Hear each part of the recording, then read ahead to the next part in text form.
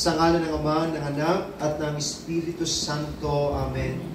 Mapagmahal na Diyos naming nasa langit, Ikaw si Yahweh, ang Diyos na hindi nagbabago sa iyong pagtingin at pagmamahal. Sa gabi pong ito, Panginoon, tunghayan niyo po muli ang inyong mga hinirang na iyong mga lingkod. Na patuloy niyo, Diyos, na naglalaan ng kanilang oras, panahon, at buhay upang Ikaw ay kanilang mapaglingkuran. Ama, ako po o Diyos ay dumudulog sa oras na ito kasama ang bawat isang narito nananalig sa iyo. Panginoon, nalalaman mo at walang natatago sa iyo, Panginoon, sapagkat sa iyo lahat ay hayag at lantad. Panginoon, sino man o Diyos na nakakaranas ng mga panlulupaypay, panlalamig o panghihina ng kalooban sa anumang sitwasyon ng kanilang buhay, pananampalataya, hayaan niyo po na sa gabing ito, dumaloy ang iyo pong ibayong kalakasan. Mga kapatid ko, Panginoon, na may dalang karamdaman na hindi kayang pagalingin ng doktor. Ngayon pa lang, O Diyos, bayuhons, Lord, sabi nga po ninyo kami nagsigaling. Kaya sa pamamagitan ng iyong mga salita na ating ihahayag sa gabing ito, maganap ang iyong layunin. Ang bawat isa'y tatanggap ng kagalingan, kaligtasan, at buhay na ipinangako mo sa amin. Amen. Kaya, O Diyos, samahan niyo po ang sandaling ito mula sa simula hanggang sa matapos, at hayaan niyo po ang salita mo lamang ang siyang marinig at matanggap ng bawat isa sa amin. Amen. Gamitin mo pong alulod ng iyong mga salita, ang iyong alipin, at ikaw lamang ang siyang madakila, ikaw lamang ang siyang maitaas. Ito po ang aming samot dalangin sa nag-iisang pangalan ng aming Panginoong Hesukristo. Amen. Sa ngalan ng Ama, ng Anak, at ng Espiritu Santo, purihin ng Panginoon. Balita na ito po'y ating pong babasahin dito po sa John chapter 14, verses 23 up to following verses. In John chapter 14, verses 23 up to following verses. At ang nasasaad, si Jesus, ang umiibig sa akin ay tutupad ng aking salita, iibigin siya ng aking Ama, at kami sa Kanya at mananahan sa Kanya. Ang hindi umiibig sa akin ay hindi tumutupad sa aking mga salita. Hindi akin ang salitang narinig ninyo, kundi sa Amang nagsugo sa akin. Sinabi ko sa inyo ang mga bagay na ito samantalang kasama pa ninyo ako. Ngunit ang patnubay, ang Espiritu Santo na susuguin ng Ama sa pangalan ko, ang siyang magtuturo sa inyo ng lahat ng bagay at magpapaalaala ng lahat ng sinabi ko sa inyo. Kapayapaan ang iniiwan ko sa inyo. Ang aking kapayapaan ang ibinibigay ko sa inyo, hindi ito katulad ng ibinibigay ng sanlibutan. Huwag kayong mabalisa, huwag kayong matakot. Sinabi ko na sa inyo, ako'y aalis, ngunit babalik ako. Kung iniibig ninyo ako, ikagagalak ninyo ang pagpunta ko sa Ama, sapagkat dakila ang Ama kaysa akin. Sinasabi ko na ito sa inyo bago pa mangyari upang kung mangyari na kayo'y manalig sa akin. Amen. My brothers and sisters in Christ, ito po ang mabuting balita para sa ating kaligtasan. Pinupuri ka namin, Panginoong Jesucristo. Palakpakan po muli natin ang pagkabasa ng kanyang Ebanghelyo. Sige po, pwede na tayong magsiupo. Alam niyo po, tuwing ako po ay tumatayo dito po sa gawain ng Diyos, parang lagi akong bago. Ano ibig ko po sabihin? Dahil lagi pa akong nakakadama ng nervyos o kaba sa tuwing ako po ay tumatayo. Tingnan mo ang katabi mo. Nakakaranas po ba kayo ng kaba? Amen. Alam ni Brother po yan, no? Sa aming mga preacher, akala ninyo ay panatag na panatag pag kami ang tumatayo. Hindi po. Sapagkat bago kami tumayo ay talagang katakot-takot na dasal, panalangin ang aming ginagawa.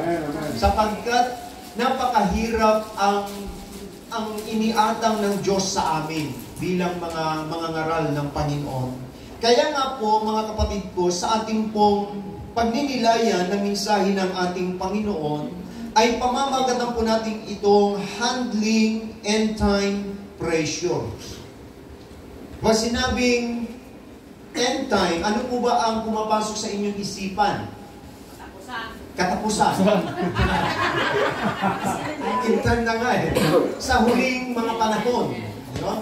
Amen. So, ibig sabihin po, ito po yung tinatawag na paano natin pangasiwan, kumbaga, paano natin i-handle, mga kapatid ko, yung mga pagdumar sa huling panahon, sa buhay natin, maraming mga pressures. Ano ba ibig sabihin ng pressure? Yung tinatawag ko na matinding pangangailangan. O matinding, ano pa yon mga kapatid ko? Na sinasabi niya yung mga paghihirap na dinaraanan po natin. Yan ay nakaka-pressure. Maging sa trabaho po natin, dumarating po yung time na ikaw ay napipressure na. Stress. Diba? Hindi mo na alam anong uunahin mo. Hindi mo na alam paano gagawin mo. No? Tapos bigla may tatawag. Kailan ka pa magpapadala? Wala nang green budget. Magugutom na ang iyong mga anak. No? Magugutom na ang iyong mga apo. So, marami tayong mga dahilan o marami mga rason bakit tayo po ay dumadaan sa mga ganitong pressure sa buhay. So dito po, sa ating po pagninila, tingnan niyo po, alam natin na ang ating Panginoon Kristo ay mamamatay. Alam din ng mga alagad na si Jesus ay mamamatay at muli siyang mabubuhay. Kaya dito po sa mensahe ito ng ating Panginoon, ito po ay isang matindi na pressure na talagang nararamdaman una ng ating Panginoon. At syempre, ang mga disipulo po niya. Sapagkat sinasabi niya po rito sa kanyang mga salita, mga kapatid ko, na siya na po ay aalis. Siya na po ay pupunta sa Ama. Di po ba kung may halimbawa, sabihin natin, nung ikaw ay nung bata ka pa, nung maliit pa tayo, meron ka bang naalala nung nanay mo, tatay mo ay nagpaalam na naaalis, bigla kang nagtatatakbo, naglulupasay at iyak ng iyak? Diba? Sino rito na nakaranas na gano'n, talagang ayaw niyang umalis yung nanay niya, ayaw niyang umalis yung tatay niya, ayaw niyang umalis yung kapatid niya? Na talagang pressure ka, hindi mo alam kung anong gagawin mo. Sa buhay pananampalataya, mga kapatid ko, ay dumarating din po yung ganitong mga sitwasyon sa buhay paglilingkod. Amen po ba? Amen. So, tingnan niyo po, mga kapatid ko. Ang sabi niya po rito, mga kapatid, the three terror of the last days and how to handle them. Ano po yung triple terror? Ano ba yung terror na ito? Terrorist.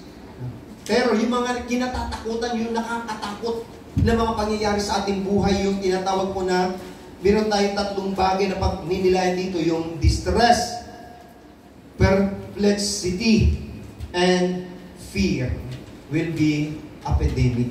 Ito yung sinasabi niya. So the Holy Spirit equips believers to triumph over them. So, ang Panginoon, sa kanyang pag-alis, hindi po niya hahayaan na mga alagad ay iiwan niya silang nangungulila. Sapagkat sinabi ng ating Panginoon na sa kanyang pag-alis ay susubukin ng Ama. Sino yung Ama niya? Hello? Pakilakasan. Si Yahweh El Shaddai.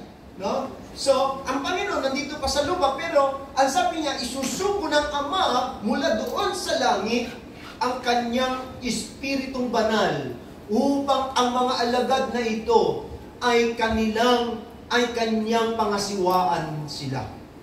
So, with the help of the Holy Spirit, Spirit, the Holy Spirit equips believers to triumph over them. So ngayon, una po dito, when we are distressed, the Holy Spirit, anong gagawin ng Holy Spirit? Gives comfort. Gives us comfort, mga kapatid ko. So ang Holy Spirit po, pag dumarating po yung distress, ano ba ibig sabihin ng distress, mga kapatid ko? Distress, an afflicted, rich, or exhausted condition, a state of extreme need.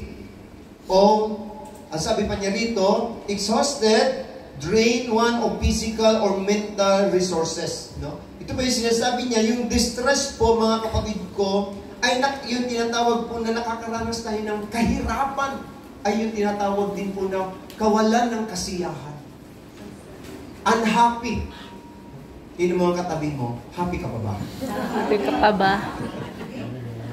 Maraming mga tao, pag tinignan mo siya, nakangiti lagi, tawa ng tawa, huwag kang maniwalang talagang happy yun. Yes. Karamihan po, natawa ng tawa, yun yung punong-puno ng problema.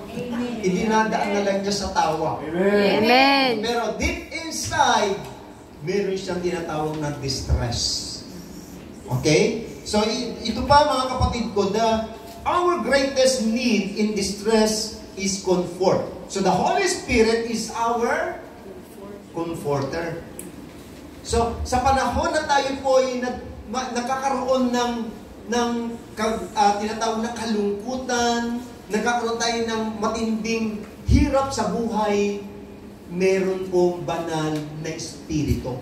Amen. So kung kilala natin ang banal na espiritu, ayon din sa binitawan ng ating Panginoon, na siya ang isusugo ng Ama at siya magpapaalala sa inyo sa lahat ng sinabi ko sa inyo.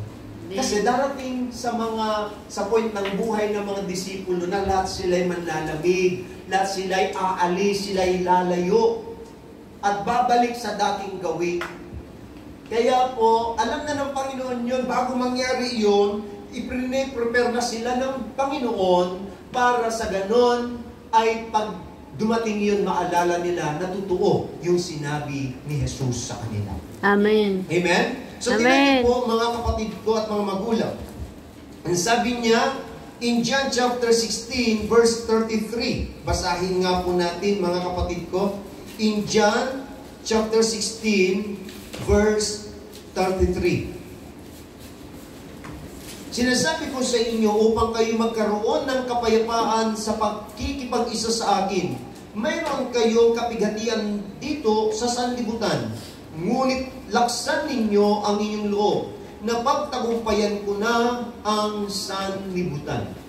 So sinasabi ng Panginoon dito, meron tayong mga kapighatian ng pagdaraanan. Hindi ibig sabihin na kapag ako'y preacher na, choir na, instrumentalist na, manggagawa na, o anumang posisyon mo sa gawain, ay hindi ka na makakadama ng tinatawag na kapighatian sa buhay na ito. Sapagkat yan ay sinabi na ng Panginoon, pero ang sabi niya ito yung maganda, huwag kayong ngunit laksan ninyo, laksan ninyo ang inyong loob. Sino ritong mahina ang loob? Pag mahina ang loob mo, wala kang mapapala. Pag mahina ang loob mo, sa mga problema, sa mga distress sa buhay, aayaw ka sa paglilingkod mo. Amen. Kaya nga po maraming hindi tumatagal sa paglilingkod. Kasi puro distress, puro hirap, kalungkutan ang kanilang nararanasan. Pawang mga kabalisahan ang kanilang nararanasan. Lord, bakit kung kailan ako nagdesisyon na maglingkod sa iyo, bakit nararanasan ko ang mga bagay na ito? Huwag ka na magtaka dahil ikaw ay alagad ni Jesus. Kasi kung hindi alagad ni Jesus, hindi mo mararamdaman, hindi mo mararanasan yung mga ganitong bagay sa buhay paglilingkod. Amen. Di po ba? Pero tandaan ninyo, ang sabi ng Panginoon, huwag kayong mag-alala. No? Huwag kayong matakot. No? Na pagtagumpayan ko ang sanlibutan. So, ibig sabihin ko, napagtagumpayan ng Panginoon, lahat din tayo na naniniwala sa Kanya ay patuloy din pagtatagumpayin ni Jesus. Amen. Amen? Mahina ang iyong amen. Amen. Okay, sabi niya rito, mga kapatid ko, when events seem out of control, the Holy Spirit replaces distress with peace. Diba? The Comforter will never let us down. So, sino po yung Holy Spirit, i-comfort ka niya? May time na, ayaw ka na maglingkod. Lord, ayaw ko na maglingkod. Ayaw ko na mag-coordinator. Puro na lang abono. Diba? Sino rito nakapagsabi ng Lord, ayaw ko na, hihinto na ako sa paglilingkod. Sino nakapagsabi nun? Wala pa? No? Mas maging si brother ko. Ako. No? Nakaranas ng ganon. Pero sa panahon na ikaw ay distressed na, gulong-gulo na, puro kalungkutan na yung nararanasan mo, nandyan ang Holy Spirit. Amen. Amen. Amen. Okay, pangalawa, mga kapatid ko at mga magulang, when we are perplexed, the Holy Spirit gives counsel. Diba? Sabi niya diyan sa John chapter 14, verse 26. Basahin ho natin, mga kapatid, para mas klaro, mas malinaw. Ngunit ang patnubay, ang Espiritu Santo na susuguin ng Ama sa pangalan ko, ang siyang magtuturo sa inyo ng lahat ng bagay at magpapaalaala ng lahat ng sinabi ko sa inyo. So, sabi niya, when we are perplexed, the Holy Spirit gives counsel. Ano ibig sabihin ng perplexed? Sa Tagalog. Ha? Hindi alam? Hindi ko rin alam eh. Paano na yan? Perplexed, no? Kundi hindi ako nagkakamali yung kaguluhan. No? Yung tinatawag na gulong-gulo ka, mga kapatid ko. Yung naguguluhan ka. Yan. Yung ibig sabihin nun. Sino rito nakakadama ng ganung sitwasyon sa buhay? Yung naguguluhan ka na. Lahat tayo, di ba? Kaya minsan, pag naguguluhan ka na, kung ano na yung mga nasasabi natin, mga masasakit na salita. Pag naguguluhan na tayo, blanco na tayo eh. Minsan nakakagawa ka na ng hindi magandang bagay. Kasi naguguluhan ka na. Okay? But, ang Holy Spirit, mga kapatid ko, ito may sinasabi ang perplex, finding no way out. No? Do you feel trapped by your problems? So, kapag tayo po ay may mga natatrap tayo dahil sa ating mga problema, mga kapatid ko, kailangan natin ang direction ni Lord. We need the direction of the Lord. Amen. No, kapag alam mong gulong-gulo ka na, naguguluhan ka na sa daan, di mo na alam. Sabi nila, pag ikaw daw ay naliligaw, no? At di mo na alam yung pupuntahan mo, hubarin mo yung damit, baliktarin mo. Kasi meron daw tikbalang. Tikbalang ka daw. No? Kaya ka naliligaw. Pero hindi totoo. Sabi ng Panginoon, I am the way. Sabi ng Panginoon. No? Kung hindi mo na alam yung, dahil gulong-gulo ka na, hindi mo na alam paano mo lusutan, paano mo na i-overcome yung mga tinatawag na kaguluhan sa iyong buhay, kapatid ko. You need the direction of the Lord. Amen. Itadirect ka ng Panginoon. Amen? Amen. Ano sabi niya? Siya ang ilaw sa ating landas na dinaraanan.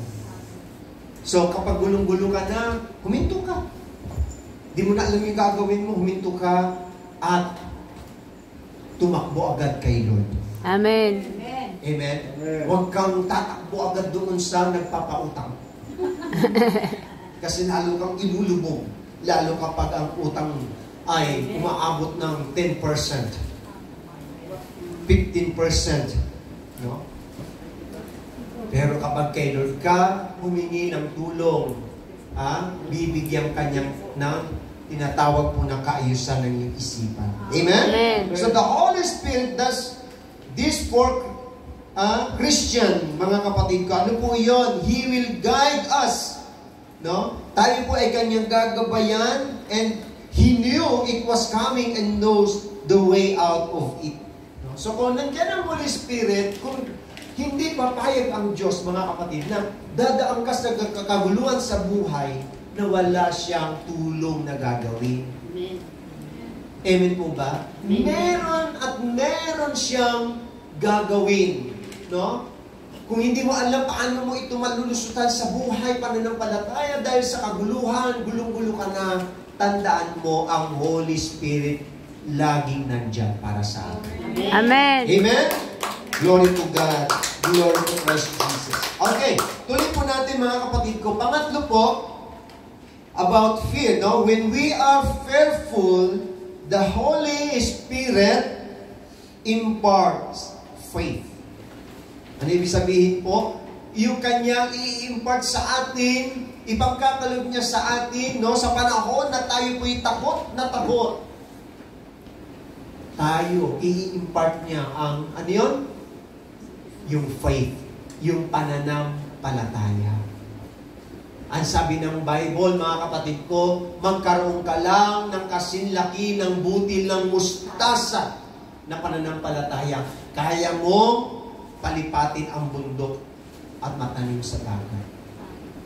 Pwede mo utusan ng puno at matanim sa dagat kung hindi ka nag-aalinlangan. Ganun po ka-powerful yung faith natin. Kaya wag ho natin mamaliitin yung mga lingkod na nananalig sa Panginoon. Huwag natin silang mamaliitin dahil tandaan natin sila'y mananampalataya ng Diyos at kapag ya'y nanalig sa Panginoon, huwag ka yung mga imposibleng bagay ay magiging posible. Amen. Amen? Glory to God. So, ito po mga kapatid ko, when we are afraid, we need increased faith. Sapagkat yung faith, mga kapatid ko, yung fear, opposite naman po yan ng faith. Hindi pwedeng sabihin mo may faith ka, pero may fear ka. Hello? So, kapag may faith ka, dapat na-overcome mo yung fear.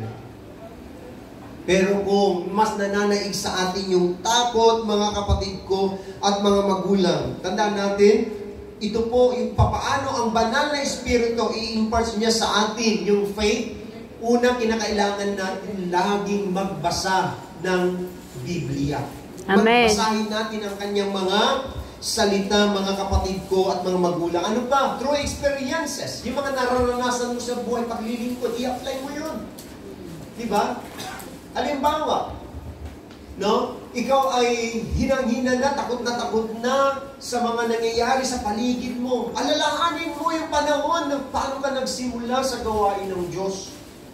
Kung paano kanya tinuruan na magtiwala, sumampalataya sa Kanya. Amen.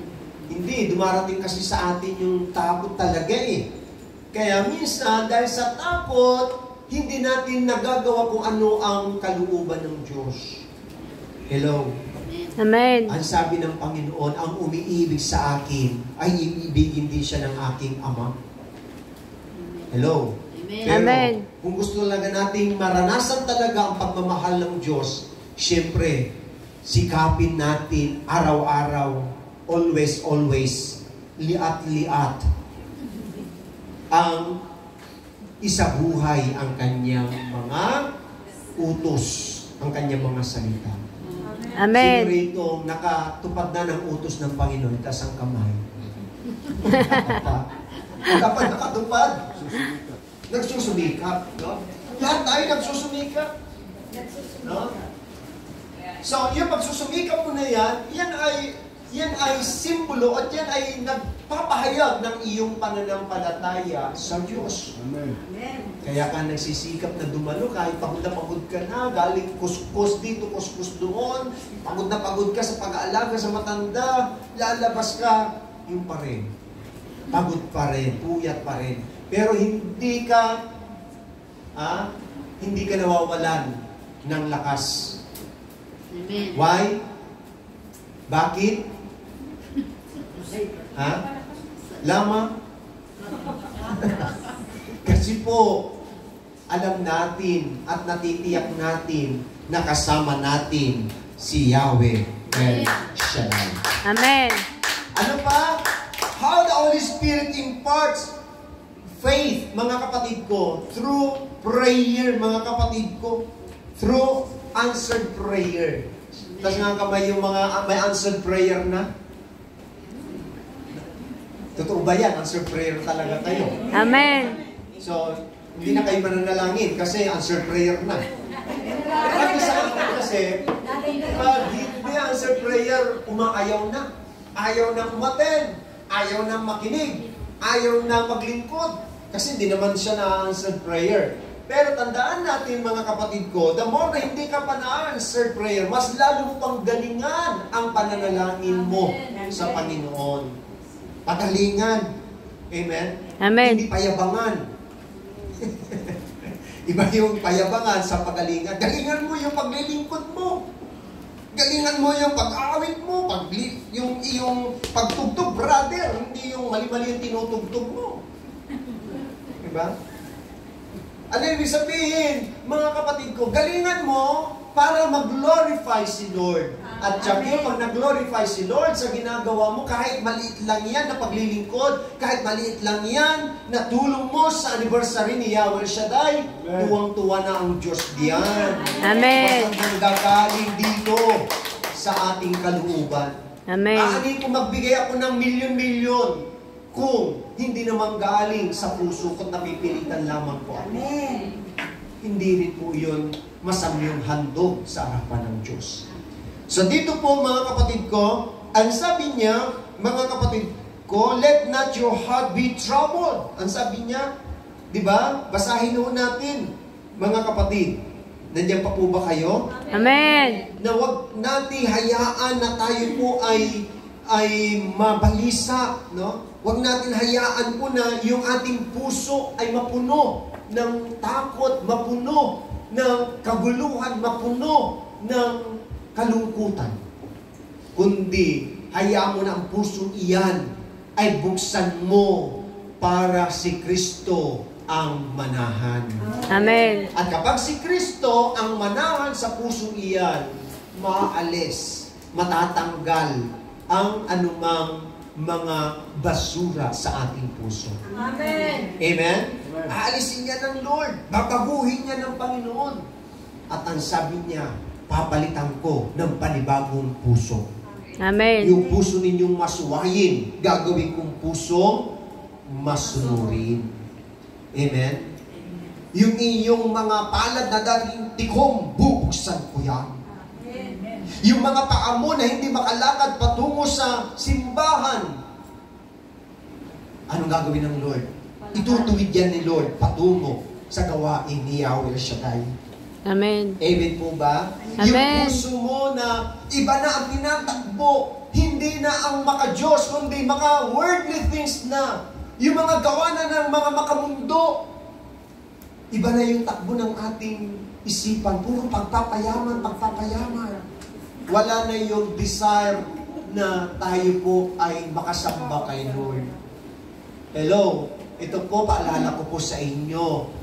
Ito po, i-remind ko po sa inyong lahat, pag mga big event o mga gawain, iwasan natin, lalo sa oras ng pagsamba, wag na wag, hayaan mo maging free ang iyong kamay sa pagsamba. Hindi yung naka-video ka. Tingin mo, nakafocus ka ba talaga kay Lord o sa pagbibideo? Video. Nang iba dyan, bibideo tapos, praise the Lord, dito kami sa gawain. Ano pakialam ko nang sa gawain ka? Alam ko naman talaga na sa gawain ka. Worship is a personal devotion sa Panginoon. So kapag sumasamba ka, paano mo sasambahin ang Lord? Ay kung ano yung binibideo mo, naglalakad-lakad ka. Kaya marami sa atin, why lama hindi natin naranasan ang presence ng Lord? Kasi nakafocus tayo sa gadgets. Hindi na tayo nakafocus doon sa pagsamba sa Word of God. Amen. Kaya maging bukas nawa sa isipan natin, okay lang, mag-video ka para marami maakay, okay. Pero situit na hindi magiging sagabal sa pagsambat pakikinig mo ng salita ng Diyos. Amen. Amen? So, ito po, mga kapatid ko, no? Ang ating pong, ang Holy Spirit, mga kapatid ko, kung tatanggapin natin ang kanyang comfort, no? Sa panahon na tayo may distress, may perplexed, or afraid, mga kapatid ko, tanggapin natin ang kapayapaan ng Holy Spirit. At maniwala ka sa hindi, mararanasan mo ang kagalakan, ang tinatawag na pananampalataya. Maaalis ang anumang lungkot sa buhay paglilingkod mo. Lahat ng gagawin mo masaya. Yan, parang ganito. No? Ginitarahan na ako. So, yan lagi natin ang dalhin sa ating buhay paglilingkod. Lagi natin isipin na kapag tayo po ay sa end times, there are many pressure, no? Pero paano natin ito i-handle? Paano natin ito pangangasiwaan pag dumating sa point ng buhay natin? Katulad ng mga alagad. So, nawa sa gabing ito po ay nakapagbigay sa inyo ng pag-asa, nakapagbigay sa inyo ng paalala, at higit sa lahat, biyaya na galing kay Yahweh Shaddai. Amen. Amen? So sa gabing ito, inanyayahan ko po kayo na magsitayo, mga kapatid ko. Tuwang-tuwa yung iba, sabi niya, salamat. Maaga na naman. Okay, so tayo po sasamba muna sa Panginoon, mga kapatid. Siyang tumutugon sa aming mga panalangin, mga pagsamo. Patuloy ko po, O Lord, na itinataas sa inyo ang lahat ng mga kapatid ko, Panginoon, na dumalo sa gabing ito. Lord, huwag mo pong kalilimutan ang kanilang mga answered prayer. Amen. Lord, naman po ang kanilang mga isinulat sa munting papel. Naniniwala kami, Lord, there is power, O Lord, in the name of Jesus. Amen. Lord, anuman ang binitawan ng aming dila, anuman sasabihin namin, O Diyos, kung hindi kami aalinlangan, ito'y mangyayari sa aming buhay. Kaya Lord, we pray, blessing upon blessing upon Amen. healing upon healing in the name of Jesus. And Lord, dalangin ko kayo noon, yung mga takot, palitan ng kapayapaan. Ang kalungkutan, palitan ng tunay na kagalakan. Amen. At Yahweh, pagpalaan niyo po lahat ng kanilang mga bag, kanilang mga wallet, panyulito, langis, tubig, at mga prayer request. At kasama din sa panalangin ito kayo ng kanilang mga kamag-anak na kanilang itinatas sa inyo, Lord. Kasama dito, Panginoon, ang aming pong kapatid, Panginoon, na si Brother Larry, at yun din po kay Maximo, kay Sister May Mans, Lord, kagalingan, kalakasan, ipagkaloob mo sa kanila right now, healing upon healing mo, Lord, sa mga tao nito. At yung mga kamag-anak namin na nasa balik ng karamdaman, we declare, Lord, uuwi kaming tagumpay at answered prayer. Amen. In Jesus' name. And Lord, pagpalain niyo po lahat ng mga gagawa mula sa coordinator, assistant secretary, treasurer, lahat ng mga council, preachers, lahat ng mga members, ang lahat ng nasa music ministry, service ministry, Lord God, liturgical ministry, lahat sila, Panginoon, na ginagamit mo sa pasang ito'y patuloy na pag-ibayuhin mo ang kanilang mga pagpapala, ang kanilang mga kalakasan, ang kanilang kagalakan, O Diyos, sa kanilang paglilingkod. Lahat ng ito, O Diyos, ay amin na pong inangkin at ipinagpapasalamat na to God be the highest glory. In Jesus' name, say Amen. Amen. Amen. Palakpakan po natin ang ating Panginoon.